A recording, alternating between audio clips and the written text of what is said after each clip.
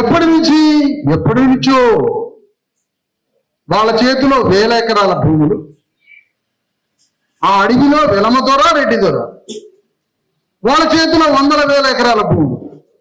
వాళ్ళకి ఏజెన్సీ యాక్ట్లు అమలు కావు. అందులో 4 చెట్లు నరికి లేదా పోడు వ్యవసాయం చేసుకుంటూ 100,000 సంవత్సరాల నుంచి అడవిలో బతుకుతున్న వాడికి భూమి మీద హక్కు లేదు. ఆ నిర్మల్ దగ్గర నుంచి గోదావరి ప్రవహించి ఆ విధంగా ఆ నిర్మల్ జిల్లాలో రెడ్డి వెలమదొరలు ఏ గ్రామం పోయినా ఉన్నారు. ఆ గ్రామానికి కూడా పోయి అక్కడ మన వాళ్ళ సమస్యలేంటో ప్రపంచానికి చాటి చెప్పాలి.